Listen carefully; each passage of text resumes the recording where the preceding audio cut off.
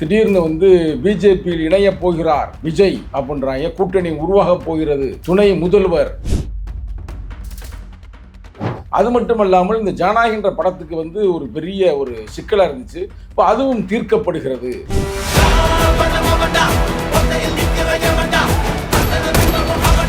அமித்ஷா அவருடைய கைப்பிள்ளையாக விஜய் மாறிவிட்டார். சிரிஷா டெல்லி வழியாக பம்பாய் சென்று ஆர்எஸ்எஸ் அவருடைய தாய் மாமன் ஆர்எஸ்எஸ்ல ஒரு உயர்ந்த பதவியில் இருக்கார். நான் பலமுறை சொல்லியிருக்கேன். இதுவரை சிபிஐ விசாரணைக்கு போன யாரோ சிபிஐ அலுவலகம் கட்டிய அந்த இடத்திலிருந்து இவ்வளவு சந்தோஷமா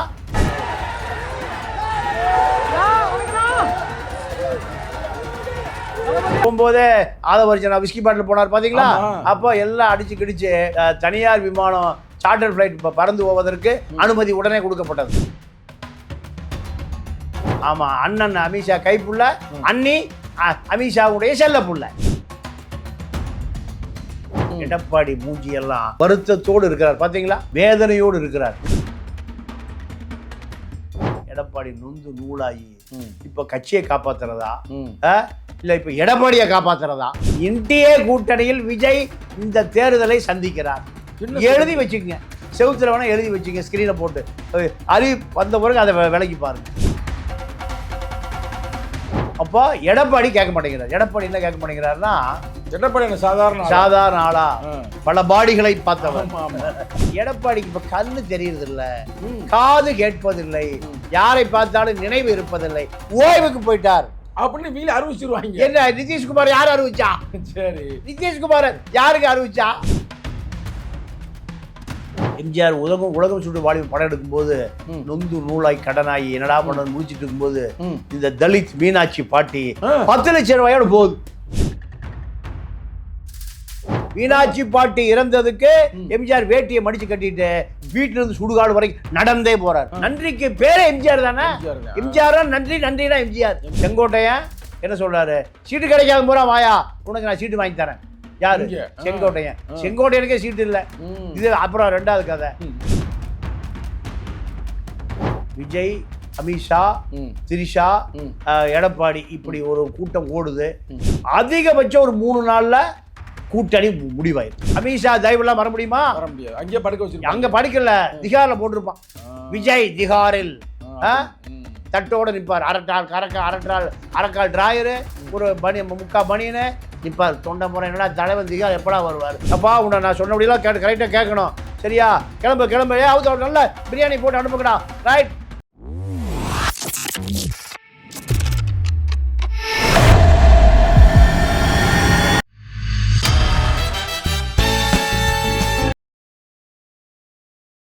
ஐயா தமிழா பாண்டியன் அவர்களுக்கு வணக்கம். நீண்ட நாட்களுக்கு பிறகு நம்ம சந்திக்கிறோம். ஐயா நல்லா இருக்கீங்களா? ஐயா நல்லா இருக்கேன். ரொம்ப மகிழ்ச்சி உங்களை சந்திச்சாலே. எப்பயுமே என்னையா பெரிய குழப்பமாக ஓடிக்கிட்டு இருக்கு. திடீர்னு பிஜேபியில் இணைய போகிறார் விஜய் அப்படின்றாங்க. கூட்டணி உருவாக போகிறது, துணை முதல்வர் 55லேருந்து 80 சீட்டாக மாறுகிறது அப்படின்னு பரபரப்பாக செய்தி வந்துக்கிட்டு இருக்கு. ஆனால் ஒரு பக்கத்து எல்லாம் நேர்காணல் செஞ்சுட்டு நான் வேட்பாளர் அறிவிக்க போகிறேன்னு சொல்கிறாப்புல. அது மட்டும் இல்லாமல் இந்த ஜனநாயகன்ற படத்துக்கு ஒரு பெரிய ஒரு சிக்கலாக இருந்துச்சு. இப்போ அதுவும் தீர்க்கப்படுகிறது, முடிக்கப்படுகிறது அப்படின்றாங்களே. என்ன ஐயா தான் கரெக்டாக சொல்லுவீங்க, என்னதான் நடக்குது திரைக்கு பின்னால்? அமித்ஷா அவருடைய கைப்பிள்ளையாக விஜய் மாறிவிட்டார். இன்னும் அப்படி எடுத்து எப்படி சொல்றீங்க? ஆமாம், உண்மையை அப்புறம் சுற்றி வளைச்சா பேச முடியும். அது திராவிட இயக்கம் தான் பேசுவான். பெரியார் தொண்டன் உண்மைகளை போட்டு உடைப்பான். நேருக்கு நேரா வெட்டு 1 துண்டு 2. இதுதான் பெரியார் தொண்டன். அப்போ சிரிஷா டெல்லி வழியாக பம்பாய் சென்று ஆர்எஸ்எஸ் அவருடைய தாய் மாமன் ஆர்எஸ்எஸ்ல ஒரு உயர்ந்த பதவியில் இருக்கார். நான் பலமுறை சொல்லியிருக்கேன். ஆமா, நீ ஒரு ஆள் தான் சொல்றீங்க. ஆமா, நம்ம இப்ப இந்த கமலஹாசன் ஒரு படத்துல சொல்லுவான், ஜப்பானின்னு கூப்பிடாதீங்கடா, என் பேர் கோபாலகிருஷ்ணன், கோபாலகிருஷ்ணன் கூப்பிடுங்கடா, எல்லாம் ஜப்பானி. அப்போ இதை ஒரு ஒற்றையாளா நின்று ஒரு பெரியார் தொண்டன் தான் கத்த முடியும், உண்மைகளை சொல்ல முடியும். ஆர்எஸ்எஸ் ஊடுருவி பார்க்கக்கூடிய ஒரே கண்ணாடி, கருப்பு கண்ணாடி, தந்தை பெரியாருடைய கருப்பு கண்ணாடி. நீங்களும் அடிக்கடி கருப்பு சட்டை போட்டிருக்கீங்க. ஆமா, நாங்க அம்பேத்கர் வேற, பெரியார் வேற இல்ல, 2 ஒண்ணுதானே. அவரு வடக்கு பக்க தாத்தா, இவரு தெற்கு பக்க தாத்தா. 2 தாத்தாக்களும் 2 தாத்தாக்களும் கைத்தறி வைத்திருந்த தாத்தாக்கள். ம். அதனால அது ஒரு ஊதா சட்டை, இது கருப்பு சட்டை, ரெண்டும் ஒரே தாத்தா, இனத்துக்கான தாத்தாக்கள். அப்போ விஜய் டெல்லி போனாரு சிபிஐ விசாரணைக்கு. வருகிற பொழுது கையசைத்து கொண்டு சந்தோஷமா வராது. இதுவரை சிபிஐ விசாரணைக்கு போன யாரோ சிபிஐ அலுவலகம் கட்டிய அந்த இடத்திலிருந்து இவ்வளவு சந்தோஷமா கையசைத்து வரவே இல்லை. அவரை சிறப்பான உபசரிப்பு செய்யப்பட்டதாக ஒரு மூத்த வழக்கறிஞர் ஒருவர், உச்சநீதிமன்ற வழக்கறிஞர், மூத்த வழக்கறிஞர் ஒருவர் இந்த தகவலை சொன்னார் நேரடியாக உங்கள்கிட்ட. ஆமா ஆமா, நீங்க எனக்கு சொல்ல மாட்டீங்களா? அவ்வளவுதான். நீங்க எவ்வளவு பெரிய உயரத்துல பதவியில போனாலும் நான் உங்களை பார்க்க முடியாதா? உறுதியா. அப்போ எம்எல்ஏ ஆகுறீங்க, மந்திரி ஆகுறீங்க, எம்பி ஆகுறீங்க, பழைய ஆளு தெரியும், வழிய முடியா சொல்ற அது போலதான். அப்ப என்ன சிறப்பான உபசரிப்பு சிபிஐ அலுவலகத்துல. அவர் விரும்பிய உணவெல்லாம் கொடுக்க, சாப்பாடு, நல்ல ஏற்பாடு. போகும்போதே ஆதவர்ஜனா விஸ்கி பாட்டில் போனார் பாத்தீங்களா? அப்போ எல்லாம் அடிச்சு கிடிச்சு தனியார் விமானம் சார்ட்டர் ஃபிளைட் பறந்து போவதற்கு அனுமதி உடனே கொடுக்கப்பட்டது. சரி, எல்லாம் ரூட் கிளீன் ஆனோடனே அமித்ஷாவுடைய கைப்புள்ளையா மாறிட்டார். ஆமா, அண்ணன் அமித்ஷா கைப்புள்ள, அண்ணி அமித்ஷாவுடைய செல்ல புள்ள.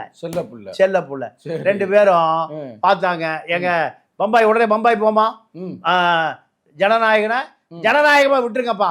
சரி, பேசியாச்சு, எல்லாம் செட்டில் பண்ணி முடிஞ்சது. 117 எடப்பாடிட்ட விஜய்க்காக அமித்ஷாவே பேரம் பேசுறாரு. 117 கொடுத்துரு, நானும் விஜயும் பிரிச்சுக்கிறோம் பாதி 50-50. இதனை கேட்கலைன்னா உன்னை பொதுக்குழு மூலம் நீக்கி விடுவோம். என்கிட்ட செங்கோட்டை இருக்காங்க, வேலுமணி, தங்கமணி, இப்படி ஒரு கூட்டம் எங்கிட்ட இருக்கு. பொதுக்குழு கூடினால் கதை முடிஞ்சது. எடப்பாடி மூஞ்சி எல்லாம் வருத்தத்தோடு இருக்கிறார் பாத்தீங்களா? ஆமா, வேதனையோடு இருக்கிறார். பல செங்கோட்டையர்கள் தயார் நிலையில் வைக்கப்பட்டிருக்கிறார்.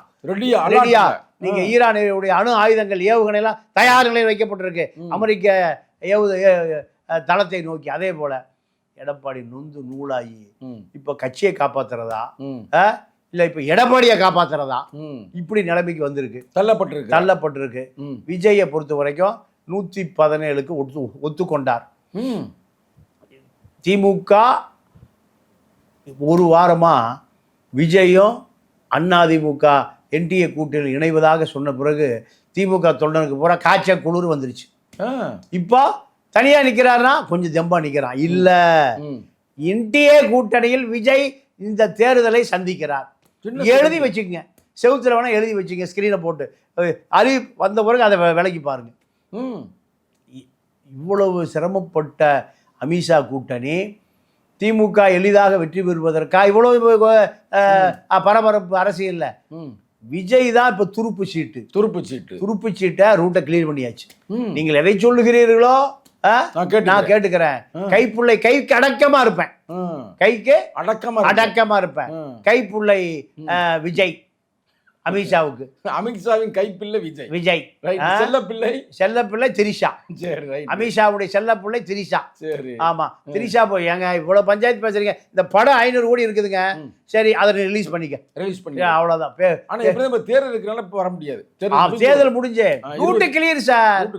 நீங்க ஸ்டேஷன்ல போனா ஏப்பா கூட்டிட்டு போப்பா, இப்ப கூட்டிட்டு போ, காலையில் கூட்டிட்டு போ, கூட்டம் வெளியில் நிறைய இருக்கு, எல்லாம் அக்யூஸ்லாம் வந்துருவா, அதனால எல்லாம் படுத்துருவான் ராத்திரில 12 மணிக்கு, அப்புறம் கூட்டிட்டு போ. இதுதாங்க அரசியல் தானே, இது கிளியர் ஆயிடுச்சு, ரூட் கிளியர் ஆயிடுச்சு.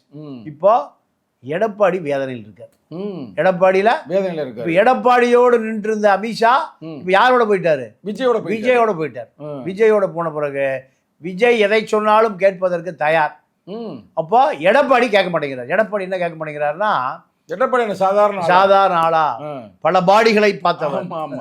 அதனால எடப்பாடி எனக்கு 160க்கு குறைவா நான் தரமாட்டேன். நான் 118 வர முடியும். ஓகே, இதுல நேர் பாதி 117 கொடுத்தா மைனாரிட்டி ஆயிரும். எது? ஏடிஎம்கே மைனாரிட்டி. ஆனா எப்போது வேண்டுமானாலும் நீங்க நிதிஷ்குமார் ஆக்குவீங்க, ஏக்நாத் சிண்டே ஆக்குவீங்க. அப்புறம் ஒரு நேரத்துல எடப்பாடிக்கு இப்ப கண்ணு தெரியறது இல்ல, காது கேட்பதில்லை, யாரை பார்த்தாலும் நினைவு இருப்பதில்லை, ஓய்வுக்கு போயிட்டார்.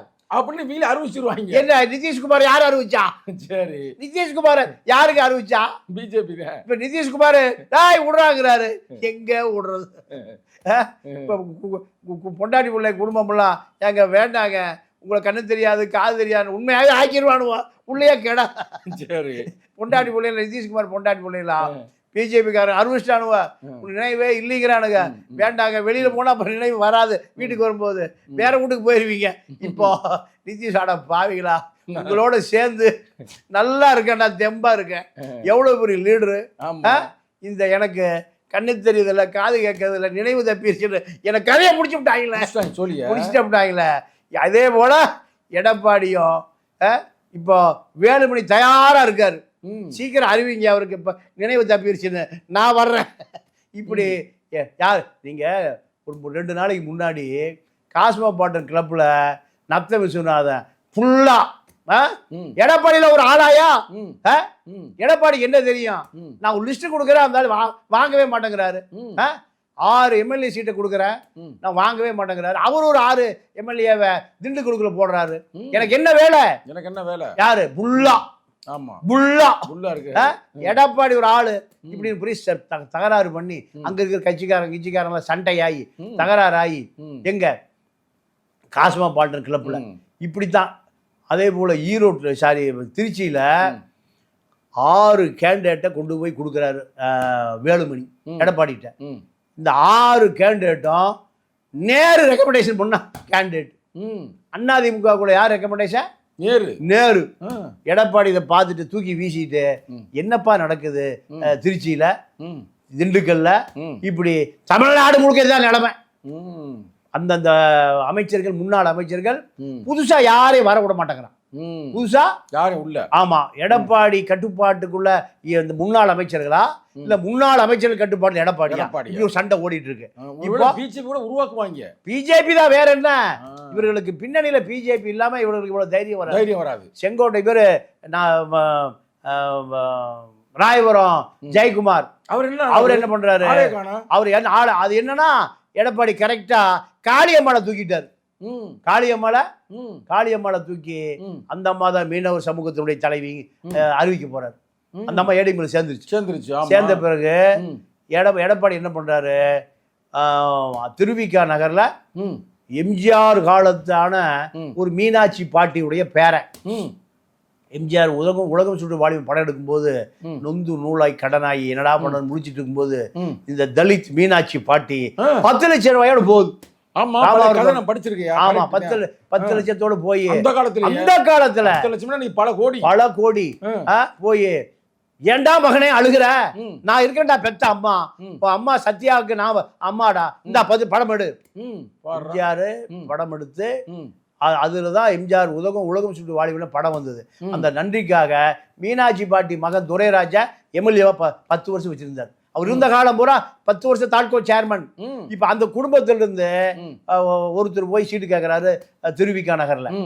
அப்போ ஏன்டா இவ்வளவு நாள் ஏன் வரல? யார்? எடப்பாடி.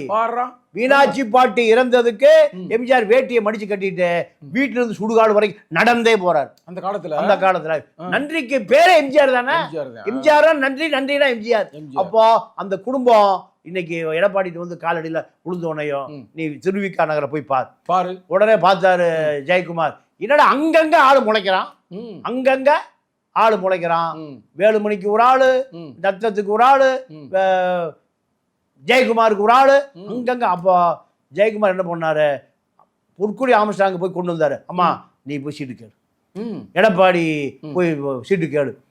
இப்போ எடப்பாடிகிட்ட பொற்கொடி அனுப்புறாரு. அனுப்பி அம்மா எங்களுக்கு சீட்டு கொடுங்க, நாங்க தலித் பெரிய வலுவா இருக்கோம், ஜெயிச்சிருவோன்னு.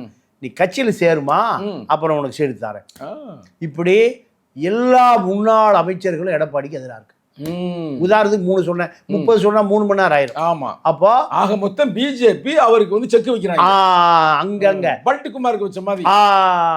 அதே போல இப்போ எடப்பாடி எனக்கு 160க்கு குறைவா நான் விஜயோட கூட்டணி சேர மாட்டேன், எனக்கு 160 இருந்தா தான் 120 ஜெயிக்கும், 40 சீட்டு எப்படி முன்ன பண்ண ஆகும்.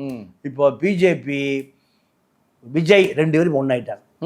விஜய் பிஜேபி ஒன்றாயிட்டாங்க. இப்போ என்ன சொல்றாரு அமித்ஷா, நீ சொன்னபடி கேட்கலனா உன் கட்சியை பொழந்து விஜய் பேங்கிட்டு இருக்காரு, பிஜேபி அதிமுக ஒரு கூட்டணி வச்சிடும், தேர்தலை சந்திப்போம். சீக்கிரம் சொல்லியா, லேட் பண்ணாத. டைம் இல்ல, லேட் பண்ணாத. அடுத்த வாரம் நாமினேஷன் பண்ண. ஆமா, இப்போ எடப்பாடி நாமினேஷன் தாக்கல் வேட்பாளர் அறிவிக்காததுக்கு தான் காரணம். வேட்பாளரை அறிவிக்காததுக்கு காரணம். இப்போ அதிமுக தொண்டை எடப்பாடியை காப்பாற்றணும், எடப்பாடி கட்சியை காப்பாற்றணும், இப்படிதான் இருக்கு. பல துரோகிகள் உருவாயிட்டான். செங்கோட்டையன் என்ன சொல்றாரு, சீட்டு கிடைக்காத பூரா வாயா, உனக்கு நான் சீட்டு வாங்கி தரேன். யாரு? செங்கோட்டையன். செங்கோட்டையனுக்கே சீட்டு இல்லை. இது அப்புறம் ரெண்டாவது கதை. இப்போ விஜய், அமித்ஷா, திரிஷா, எடப்பாடி இப்படி ஒரு கூட்டம் ஓடுது. அதிகபட்சம் ஒரு 3 நாள்ல கூட்டணி முடிவாயிருக்கு. என்ன சொல்றீங்க? ஆமா, கூட்டணி கன்ஃபார்மா 100%. ஏங்க நான் பல இடத்துல சொல்லியிருக்கேன். நீங்க ஆரம்பத்துல சொன்னீங்க விஜய வழிக்கு கொண்டு வர முடியாத ஆளா அமித்ஷா? சாதாரண ஆளா? எத்தனை ஷாக்களை வைத்திருக்கிறார். அப்போ டீல் முடிஞ்சது. இன்று நாளை ரொம்ப சீரியஸா ஓடிட்டு இருக்கு மேட்ரு. அப்பா உன்னை நான் சொன்னபடியெல்லாம் கரெக்டா கேட்கணும், சரியா? கிளம்பு நல்ல பிரியாணி போட்டு அனுப்புங்கடா. ரைட், வந்தாரா? இவ்வளவு சந்தோஷமா சிபிஐக்கு போய் ஒருவர் வருகிறார் என்றால் இவர் தான். அப்பா அமித்ஷா தயவுலாம் வர முடியுமா? வர முடியாது. அங்கே படுக்க வச்சிருப்பாங்க. அங்க படுக்கல, திகார்ல போட்டிருப்பான். விஜய் திகாரில் தட்டோட நிற்பார். அரக்கால் டிராயரு, ஒரு முக்கா பனியனு நிற்பார். தொண்டை முறை என்னடா தலைவன் திகார் எப்படா வருவார்? இப்போ டீல் முடிஞ்சது. டீலா நோ டீலா முடிஞ்சது. இது ஒரு பக்கம் ஓடுது. இப்ப விஜய் சந்தோஷமா இருக்காரு, அமித்ஷா சந்தோஷமா இருக்காரு, திரிஷா சந்தோஷமா இருக்கு, படமும் வந்துடும். இப்ப எடப்பாடி கவலையா இருக்காரு. எடப்பாடியும் சிக்கல்.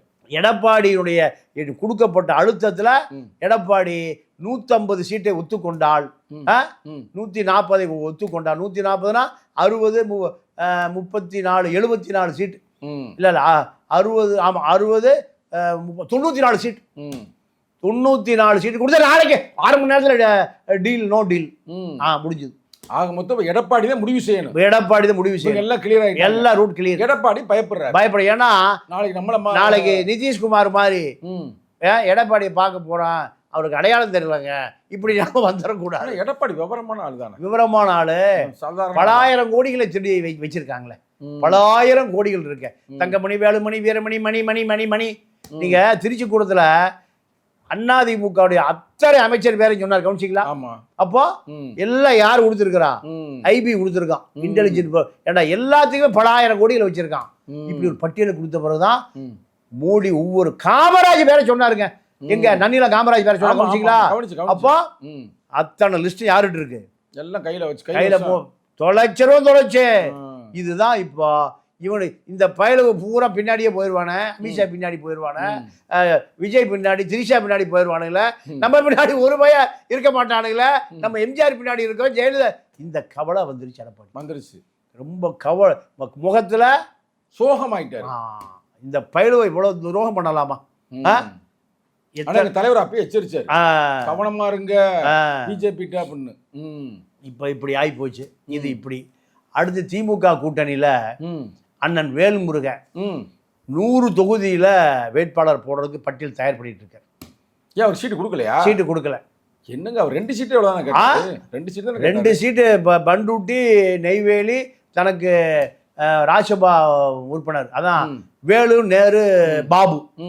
வேலு, நேரு, சேகர் பாபு 3 பேரும் தெலுங்கு முன்னேற்ற கழகம் உட்கார்ந்து, யோ என்னையா உன் கட்சி?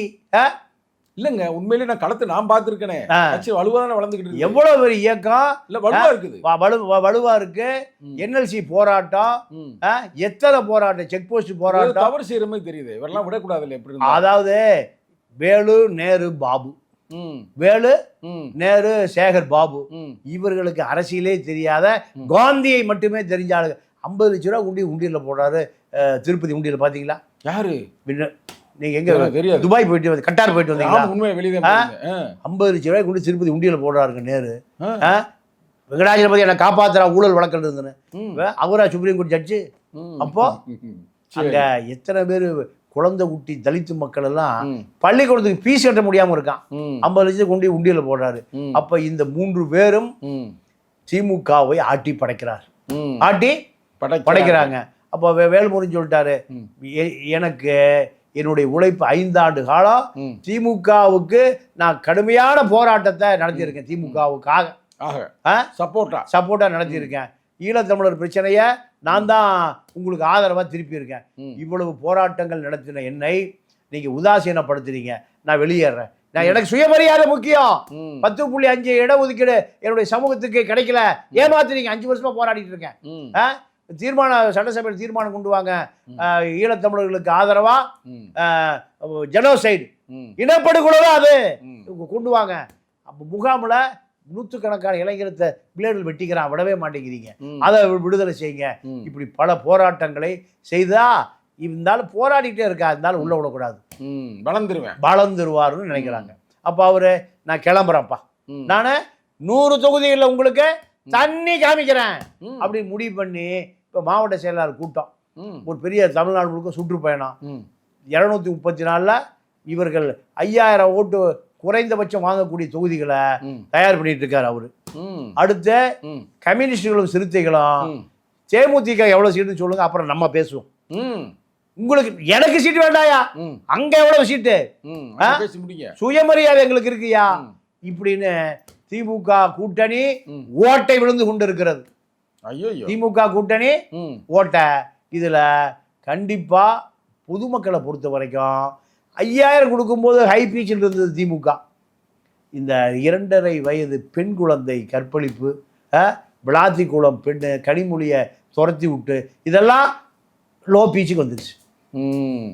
அவர் கொண்டு நிறுத்துறாரு மேல 5000 ரூபாய் கொடுத்து. இவங்க வந்து போலீஸ் ஒழுங்கா வேலை செய்யாம, போலீஸ் அப்போ முதலமைச்சருக்கு கீழே தானே law and order, home secretary, law secretary. அப்போ திமுகவுடைய நிலைமை, எத்தனை சிறுத்தைகள் போனாலும் தூக்கி பிடிக்க முடியாத நிலைமைக்கு திமுகவுடைய நிலைமை போயிட்டு இருக்கு. போலீஸ் கஸ்டடியில் கூட ஒருத்தர் இறந்து போயிட்டார். ஆமா ஆமா ஆமா, இது எல்லாமே மக்கள் தினமும் பார்க்குறான். தலைவர் நேரடியாக போயிட்டாரு, வந்தாரு. அப்போ சட்டம் ஒழுங்கு காவல்துறைங்க அந்த விளாத்திக்குளத்தில் அந்த பொண்ணு காணோம், போலீஸ் ஸ்டேஷன்ல போய் கம்ப்ளைண்ட் கொடுக்குறாங்க. அவர் காலையில வா, ஏண்டா இப்ப பிள்ளைய காணோம், காலையில வா, 25 கிலோமீட்டர் தள்ளி அப்ப அங்க போய் புகார் கொடுனா, அங்க ஒரு பொம்பளை போலீஸ் இருக்கா, உன் புள்ள எப்படியா கூட்டிட்டு ஓடி போயிருப்பா. ஐயோ, இவர்களெல்லாம் சஸ்பெண்ட் பண்ணிருக்கணுமா இல்லையா? நேரம் சஸ்பெண்ட் மட்டும் இல்ல, ரிமாண்ட் பண்ணிருக்கணும், ரிமாண்ட் பண்ணணும். அப்ப இதெல்லாம் செய்யல. எப்ப விடியுது எப்ப இருட்டுதுன்னு ஸ்டாலினுக்கு தெரியாம வேலு, நேரு, பாபு, சேகர் பாபு 3 பேரு எப்படியாவது பணம் கொடுத்து இந்த திமுக அரசை மீண்டும் ஆட்சியில் அமர்த்திடுவார்கள் நம்புறாரு. அதுக்கு வாய்ப்பு இல்லை. திமுக படு தோல்வியை தழுவோம். விஜய் தான் இப்போ ட்ரம்ப் கார்டு, அது அமித்ஷாவுடைய கார்டா மாறி போச்சு. அமித்ஷாவுடைய கார்டா மாறி போச்சு. 2-3 நாள்ல தமிழ்நாட்டு அரசியல் களமே மாறும், தலைகீழ மாறும். என்ன எப்படி சொல்றீங்க? ஆமா, இப்படித்தான் சொல்றேன். எனக்கு என்னமோ சேர மாட்டாங்க அப்படின்னு இல்ல, 100% பேச்சுவார்த்தை நடந்துட்டு இருக்கேன். எடப்பாடி கொடுக்க முடியாதுன்றாராம். முடியாதுன்னு சொல்லிட்டாரு. ஆனாலும் 80க்கு மேல கிடைக்காதுன்றாராம். ஆமா, ஆனாலும் பேச்சுவார்த்தை நடந்து கொண்டே இருக்கு. பேச்சுவார்த்தை முன்னேற்றம் வந்து நீ எடப்பாடி குறைச்சி மதிப்பிடுறீங்க. அப்படியா? ஆமா ஆமா, அந்த அம்மா போகும்போது கட்சியை ஒப்படைச்சிட்டு தான் போனாங்க. கொடுத்தாரா? கொடுக்க மாட்டாரு. ஓபிஎஸ் என்ன பண்ணாரு? இல்ல அதெல்லாம் பண்ணாரு. என்ன பண்ணாரு? இல்ல இப்போ இவரோ அதான் பயப்படுறாரு. இப்போ அமித்ஷா உங்களுக்கு பல ஷாக்களை வைத்திருக்கிறார், பல ஷாக்கும் கொடுப்பார், ஷாக்கும் கொடுப்பார், ஷாவும் வச்சிருக்காரு. அதனால அமித்ஷா தப்பவே முடியாது. அதனாலதான் நீங்க இல்லங்க,